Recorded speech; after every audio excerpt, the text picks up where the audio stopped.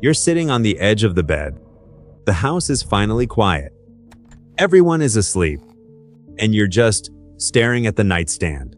There's a planner there, a journal, maybe a book about how to optimize your morning routine or how to finally beat burnout. You bought them because you're exhausted, because every screen keeps quietly asking the same question. Why does motherhood seem to look easier on everyone else? Because every day feels like you're running a race you never signed up for, and you keep tripping over the invisible finish line. But looking at those books right now, it doesn't feel like relief. It feels like another assignment, another task you're failing at. The internet told you that to fix your burnout, you need a 10-step morning routine. You need to meditate for 20 minutes, drink lemon water, write down 3 things you're grateful for, and maybe do some light yoga before the baby wakes up. But your nervous system is already redlining. The idea of waking up an hour earlier to perform self-care doesn't feel healing anymore. Your nervous system hears it as another demand, another performance, another way to fail before the day even starts. It sounds like a second job. You're already managing the emotional temperature of an entire household. You're already anticipating every need, every cry, every empty milk carton. Your brain is carrying a mental load so heavy that the thought of adding one more thing, even if it's supposed to help you, makes you want to lie down on the floor and just stop. We have normalized this idea that burnout is a problem of productivity. That if you just organized your time better, or breathed more intentionally, or bought the right planner, the exhaustion would disappear. But burnout isn't a scheduling error. It's a biological state. Your brain has been flooded with cortisol for so long that it has forgotten what safety feels like. You are living in a constant state of hypervigilance. A regulated nervous system was never designed to raise children alone inside modern hyperstimulation. Your exhaustion is not proof that you are weak. It is proof that your biology has been carrying too much for too long. Gentlemen. And when you are in survival mode, your brain interprets any new demand as a threat, even if that demand is a perfectly curated wellness routine. So you buy the books, and they sit on the nightstand, and every time you look at them, you feel a tiny spike of guilt. Borrowed guilt. The guilt of not even being good at fixing yourself. Your body was never designed to stay emotionally available to everyone, all day, without collapsing somewhere quietly in the dark. You swallow that emotional fatigue silently, because how do you explain to your partner that trying to relax is making you more stressed? If this feels painfully familiar tonight, stay here with me for a few more minutes. Your nervous system deserves to hear what comes next. You don't need to be fixed. And you certainly don't need more tasks disguised as healing. What you are experiencing is the exhaustion of constantly trying to outproduce your own human limits. You are trying to solve your burnout with the exact same frantic energy that caused it in the first place. You're trying to optimize your way out of biological depletion. There is a different way to look at this. A quieter rhythm. Some cultures understand something modern motherhood forgot completely. The human nervous system cannot survive constant emotional availability without eventually shutting down. They don't try to solve exhaustion by adding more to the day. Instead, they focus on the deliberate, non-negotiable removal of input. They focus on the pause. It's not about taking a 2-week vacation or overhauling your entire life. It's about giving your nervous system small moments where nobody needs anything from you. Moments where you are explicitly not required to produce, consume, or fix anything. Your nervous system doesn't need a grand gesture to feel safe. It needs predictable, unstimulating pauses. It needs environmental cues that the shift is over. Think about the almost religious ritual of wiping down the counters at night.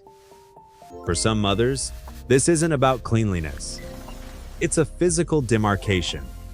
When the kitchen is wiped down, it is a visual signal to a highly stimulated brain that the active day is done.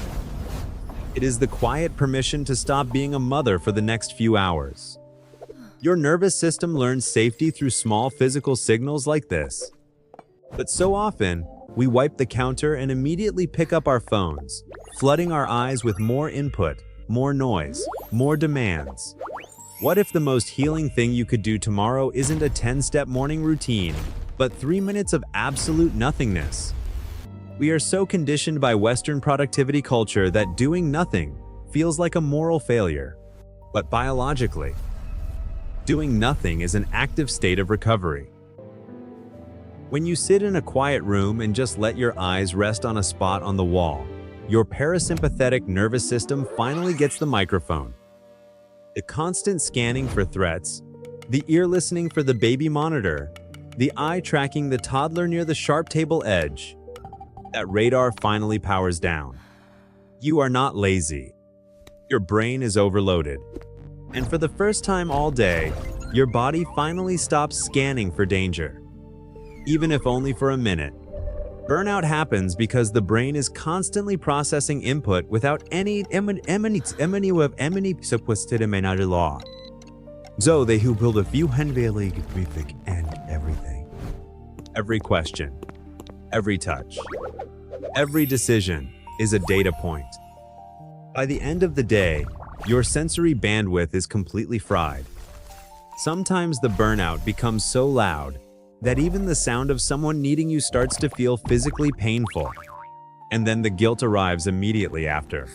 That's why you get so irritable when someone asks what's for dinner. It's not the question.